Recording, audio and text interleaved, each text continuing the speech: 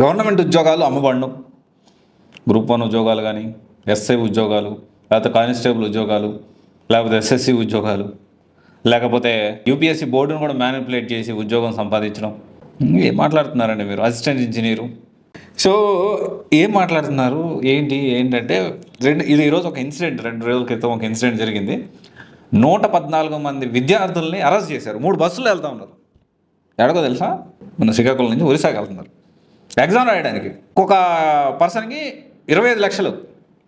SI paper leak గురించి మాట్లాడుతూ ఉన్నాను నేను, సబ్ ఇన్స్పెక్టర్. అయితే దీనికి ముందు తెలంగాణలో 2023లో పేపర్ లీక్ స్కామ్ గురించి మనందరికీ తెలుసు.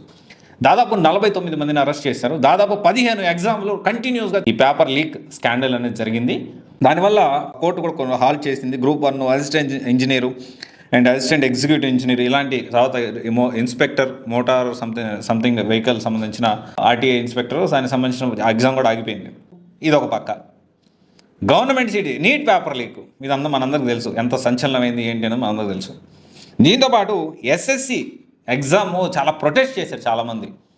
ఎస్ఎస్సి సంబంధించి చాలామంది ప్రొటెస్ట్ చేశారు. ఎందుకు ప్రొటెస్ట్ చేశారంటే టీసీఎస్ కంపెనీ నుంచి ఇంకో కంపెనీ, బ్లాక్ లిస్ట్లో ఉన్న కంపెనీకి ఈ ఎగ్జామ్ కండక్ట్ చేసే ఈ సిస్టమ్స్ ఉన్నాయి, అవన్నీ వాళ్ళు చేయాలి అన్నట్లు ఇచ్చారు.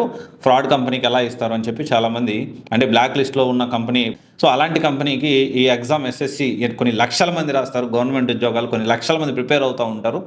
సో దానికి సంబంధించిన ప్రొటెస్ట్ జరిగింది. సో ఆ తర్వాత ఇప్పుడు చూస్తే ఈ ఎస్ఐ ఉద్యోగం ఏదైతే 25 లక్షలు అనమాట, 114 మంది 3 బస్సుల్లో, తులసి ట్రావెల్స్లో 3 బస్సుల్లో ట్రావెల్ చేస్తూ ఉంటే, సో ఆంధ్ర పోలీసులు, ఒరిస్సా పోలీసులు కలిసి సో ఈ స్ట్రింగ్ ఆపరేషన్ పట్టుకొని ఆ మొత్తం 3 బస్సులు 114 మంది స్టూడెంట్స్ని అరెస్ట్ చేశారు.